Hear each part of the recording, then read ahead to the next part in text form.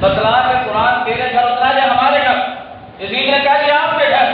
آپ نے فرمایا پھر قرآن ہم سے سن، رب نے ہم سے لی آزمائش، رب نے فرمایا کہ ہم تمہیں آزمائیں گے، ضرور آزمائیں گے، لَتُبْلَوُنَّ فِي أَمْوَالِكُمْ وَأَنفُسِكُمْ، تمہارے مال سے بھی آزمائیں گے، تمہاری جان سے بھی آزمائیں گے۔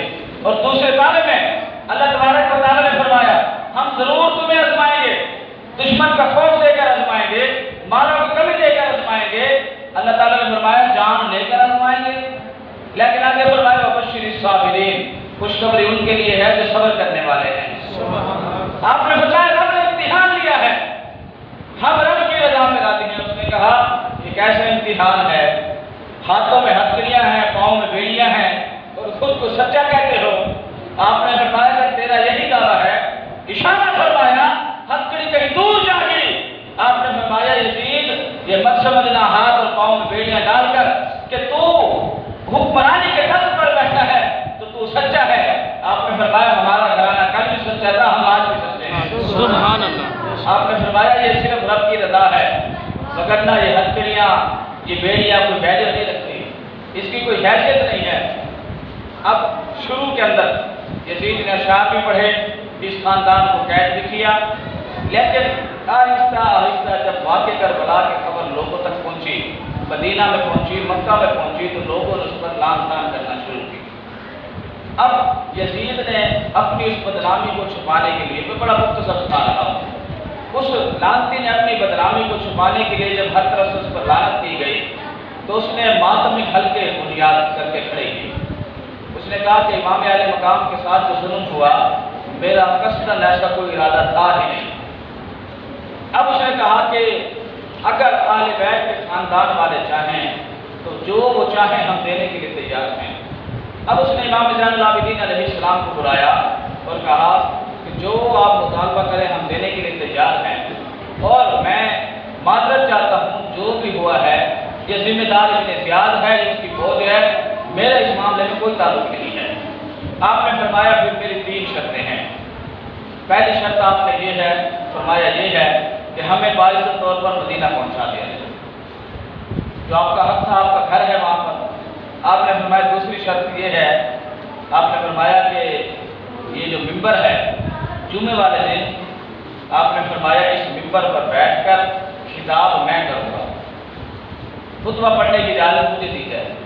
تیسرے نمبر پر آپ نے فرمایا کہ میرے بابا کے قاتل میرے حوالے کیے۔ یہ اگر آپ دنیا کا کوئی بھی قانون دیکھیں، دنیا کی کوئی قانون کی کتاب پڑھیں تو ہمیشہ مقتول کا ورثاء کا حق ہوتا ہے، وہ اپنے قاتل کو مانگ سکتے ہیں، وہ بتلا سکتے ہیں کہ ہمیں بتلایا جائے کہ قاتل کون ہے۔ یعنی آپ نے جو بھی مطالبہ کیا شریعت کے دائرے میں کیا، شریعت سے ہٹ کر نہیں کیا۔ اب سنیں یزید کی بےایمانی کہاں سے ظاہر ہوتی ہے۔ اب یزید نے کہا کہ قاتلان حسین ان کو تو میں آپ کو دے نہیں سکتا، پہلی 2 شرطیں منظور ہیں، بھائی حفاظت قافلہ بھی پہنچا دوں گا اور خطبہ بھی آپ پڑھ لیں جو بھی آپ بیان کرنا چاہیں، لیکن قاتلان حسین میں آپ کے حوالے کیسے کروں؟ اتنے بڑے لشکر میں سے میں آپ کے بابا کے قاتل کہاں سے تلاش کر کے لاؤں؟ اب یاد رکھیں کہ یہ لعنتی برسر اقتدار تھا، لوگوں نے نعوذ باللہ یہ لکھا کہ اس کی حکومت اسلامی تھی۔ پھر سب سے بڑا سوال یہ ہے کہ اگر اس کی حکومت اسلامی تھی، مرتد کی، تو سب سے بڑا سوال یہ ہے کہ اس نے قاتلان حسین کو پکڑا کیوں نہیں؟ ایک شخص کو 3.5 سال زندہ رہا لعنتی، 4.25 سال کے قریب، اس نے ایک شخص کو بھی سزا نہیں دی، ایک شخص کو بھی نہیں پکڑا۔ ان تمام باتوں سے ظاہر ہوتا ہے کہ یہ تمام باتوں سے بخوبی آگاہ بھی تھا اور تمام باتوں کے پیچھے، واقعات کے پیچھے کردار بھی سیکھا تھا۔ وہ خطبہ سنے آپ، جب سیدنا امام زین العابدین علیہ السلام خطبے کے لیے تشریف لائے تو آپ نے ممبر پر بیٹھ کر پھر خطابت تو اس گھر کی لونڈی ہے۔ جب آپ آئے خطبے پر، آپ نے خطبہ پڑھنا شروع کیا، آپ نے اپنے خاندان کا تعارف کیا۔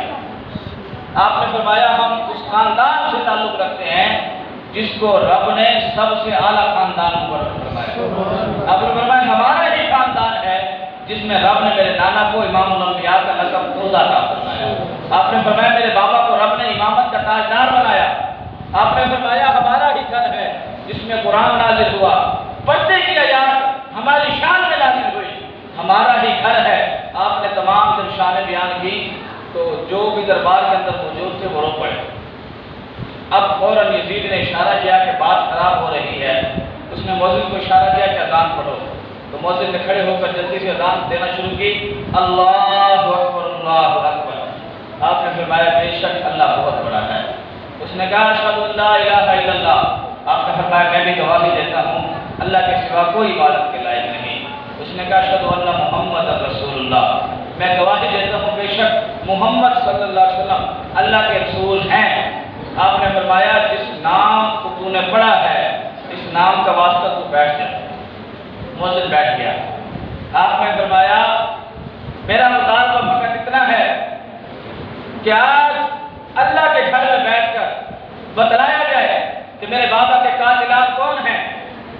اب یزید سارا دربار اس کا بھرا ہوا ہے، سارا مجمع ہے موجود۔ اب یزید نے ابن زیاد کی طرف دیکھا اور ابن زیاد کی طرف دیکھ کر کہنے لگا ابن زیاد بتلاؤ کون ہے حسین کا قاتل۔ ابن زیاد نے کہا کہ قاتل تو پھر وہی ہے جس نے میدان کربلا میں ان کا مقابلہ کیا، عمر بن سعد فوج کا سربراہ تھا۔ عمر بن سعد نے کہا کہ بات یہ ہے کہ میرے پاس تمام خطوط لے کر آنے والا شمر تھا۔ شمر نے کہا کہ میرا مشیر خولد بن یزید تھا۔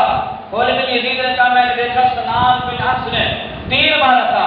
سنان بن انس نے کہا ذرا بن شریح نے ان کو نیزہ مارا تھا۔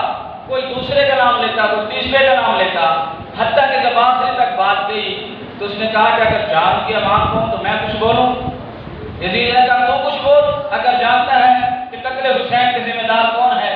یزید بے فکر تھا کہ اس کا نام کوئی نہیں لے گا۔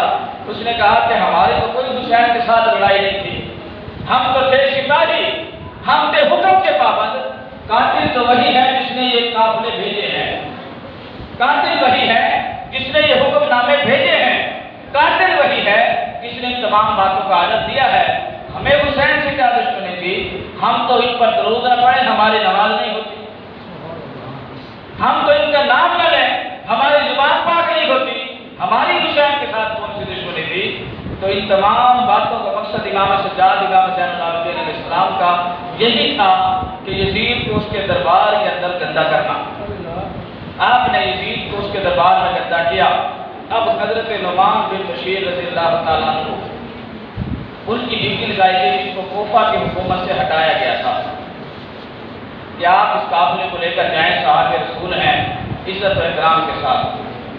جب یہ قافلہ وہاں سے روانہ ہونے لگا تو ایک قصائی اپنی بکری کو ذبح کرنے کی تیاری کر رہا تھا۔ قیامت کا جملہ ہے۔